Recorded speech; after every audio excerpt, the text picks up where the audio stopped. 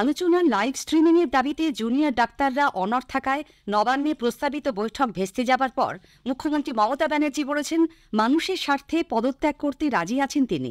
অন্যদিকে আন্দোলনকারীরা জানিয়েছেন, তারা মুখ্যমন্ত্রীর পদত্যাগ চান না, আলোচনায় বসেই সমস্যার সমাধান চান। ভয় পেয়ে মুখ্যমন্ত্রী লাইভ স্ট্রিমিংয়ে রাজি হননি বলে দাবি করেছেন বিরোধীরা। সুপ্রিম কোর্টের নির্দেশের পর কতজন জুনিয়র চিকিৎসক কাজে যোগ দিয়েছেন, রাজ্য সরকার সেই রিপোর্ট চেয়েছে। আরজিকর পরিস্থিতি সামাল দিতে মুখ্যমন্ত্রী ব্যর্থ হয়েছেন বলে অভিযোগ করে রাজ্যপাল সিভি আনন্দ বোস মুখ্যমন্ত্রীকে সামাজিকভাবে বয়কট করার কথা জানিয়েছেন। কেন্দ্রীয় সরকার রাজ্যের 10 জন WBCS অফিসারকে IAS পদে উন্নীত করার ছাড়পত্র দিয়েছে। একাদশতম ISL ফুটবল আজ কলকাতায় শুরু হচ্ছে। প্রথম দিন Mohun Bagan super giant Mumbai city এফসির মুখোমুখি হবে। আসছি বিস্তারিত খবরে। আলোচনার লাইভ স্ট্রিমিংয়ের দাবিতে জুনিয়র ডাক্তাররা অনড় থাকায় নবান্নে প্রস্তাবিত বৈঠক ভেস্তে যাওয়ার পর মুখ্যমন্ত্রী মমতা ব্যানার্জি বলেছেন, আন্দোলনকারীরা বিচার চান না, তার চেয়ারটা চান। মানুষের স্বার্থে পদত্যাগ করতেও রাজি আছেন তিনি। আমি মানুষের স্বার্থে এমনকি নিজে পদত্যাগ করতেও রাজি আছি।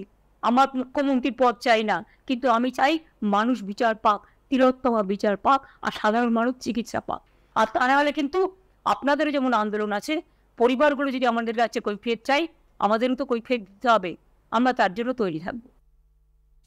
জুনিয়র ডাক্তারদের সঙ্গে বৈঠকের জন্য 2 ঘণ্টা অপেক্ষা করার পর নবান্ন ছেড়ে বেরোনোর আগে গত সন্ধ্যায় সাংবাদিক বৈঠকে মুখ্যমন্ত্রী বলেন, আন্দোলনকারীদের 2-3 জন আলোচনা চান না, এ ব্যাপারে বাইরে থেকে হস্তক্ষেপ করা হচ্ছে। আরজিকর মামলা সুপ্রিম কোর্টে বিচারাধীন, CBI এর তদন্ত করছে, তাই তার নিজের আপত্তি না থাকলেও আলোচনার লাইভ স্ট্রিমিং সম্ভব নয় বলে জানান তিনি। টেলিকাস্টের ব্যাপারেও আমরা ওপেন মাইন্ড, কিন্তু আমাকে কতগুলো প্রসিডিওর মানতে হয়। যখন ম্যাটারটা সাবজুডিস থাকে, আমি যদি সবটাই টেলিকাস্ট করি, হট করে যদি কেউ এই নিয়ে মন্তব্য করেন, তাহলে আমার কি দায়বদ্ধতা থাকবে না?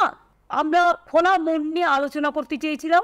তারা তাদের মতো যে কোনো ইস্যু ঘরের ভেতর তুলতেই পারতেন, এবং তারপরে গিয়ে তারা প্রেসকে ব্রিফ করতেও পারতেন, এবং যদি মিটিংটা ফুটফুল হতো আমরা জয়েন্টলিও প্রেস করতে পারতাম। আমি এখনো বলছি, তারা যে 2 ঘন্টা আসেননি, আমি তাতেও কোনো অ্যাকশন নেব না তাদের বিরুদ্ধে।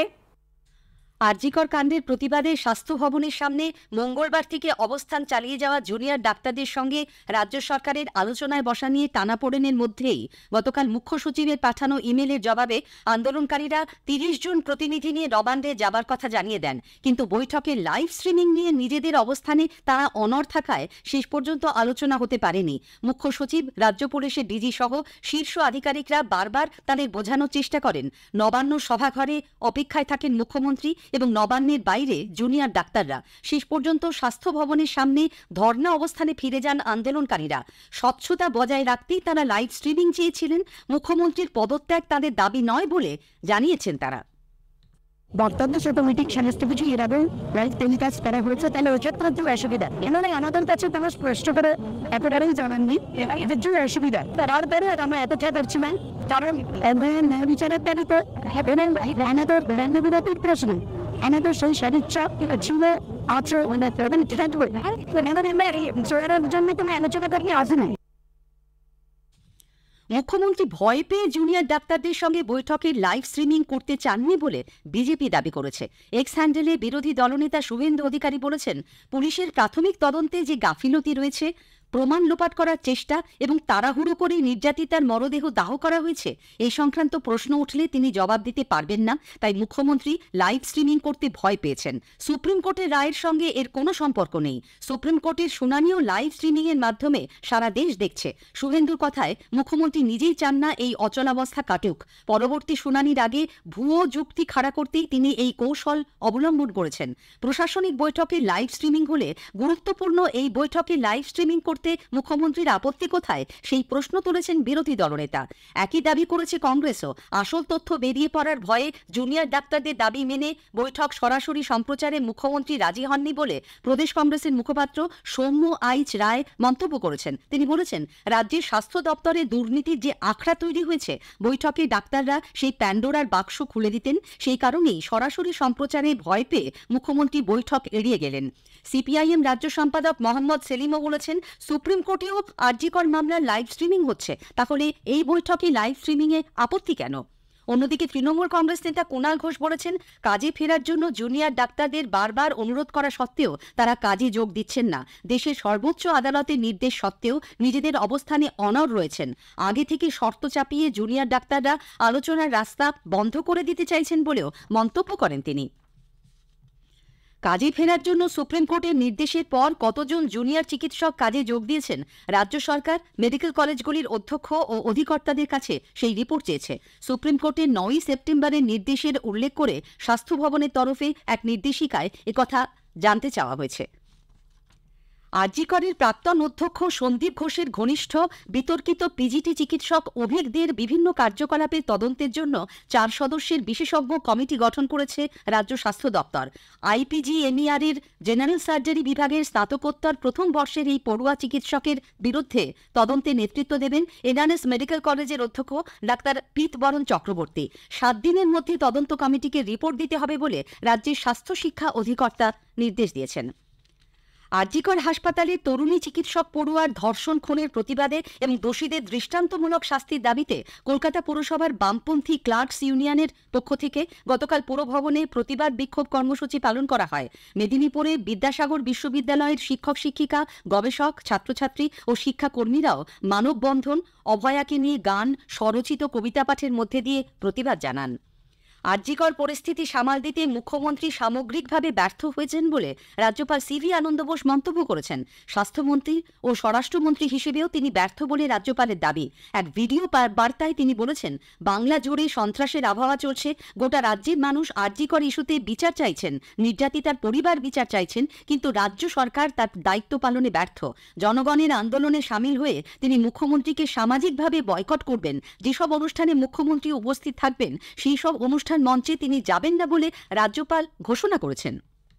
It is an irony that the health minister happens to be the home minister. The home minister happens to be the chief minister. The chief minister is protesting instead of protecting. Who is the lady by the Bengal? What waters of Hooghly cannot cleanse this tainted hand. In solidarity with the Bengal society, I resolve that I will socially boycott the chief minister. Socially boycott means I will not be sharing any public platform with the chief minister. Nor will I participate in any public program which involves the chief minister. স্থানীয় সংবাদ শুনছেন আকাশবাণী কলকাতা কেন্দ্র থেকে। কেন্দ্রীয় সরকার রাজ্যের 10 জন WBCS অফিসারকে IAS পদে উন্নীত করার ছাড়পত্র দিয়েছে।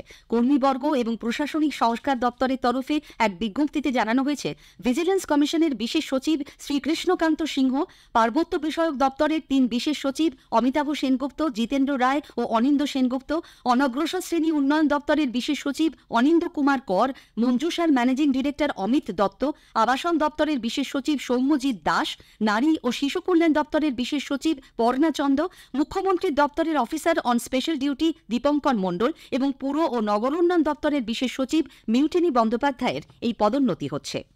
আরজিকর কাণ্ড নিয়ে প্রতিবাদ বিক্ষোভের মধ্যেই ডিউটির সময় মত্ত অবস্থায় থাকলে পুলিশ এবং সিভিক ভলান্টিয়ারদের বিরুদ্ধে কড়া পদক্ষেপ করা হবে বলে রাজ্য পুলিশের এডিজি আইনশৃঙ্খলা মনোজ বর্মা জানিয়েছেন। এই মর্মে এক নির্দেশিকায় বলা হয়েছে, হোমগার্ড, NVF এমনকি পুলিশের গাড়ির চালকরাও যাতে মদ্যপ অবস্থায় ডিউটি না করেন, বিভাগীয় প্রধানদের তা নিশ্চিত করতে হবে। জিআরপির ক্ষেত্রেও এই নির্দেশ বলবৎ হবে। সোশ্যাল মিডিয়ায় মুখ্যমন্ত্রী ও তৃণমূল কংগ্রেস সম্পর্কে আপত্তিকর পোস্টের অভিযোগে কোচবিহারের মাথাভাঙা শহরে তৃণমূল মহিলা কংগ্রেসের কর্মী সদস্যরা গতকাল এক যুবতীর বাড়িতে ঝাঁটা নিয়ে হাজির হন। কদিন আগে এই মাথাভাঙা শহরেই আরজিকর কাণ্ডে ন্যায় বিচার চেয়ে আন্দোলনরত প্রতিবাদীদের ওপর শাসক দল হামলা চালিয়েছিল বলে অভিযোগ।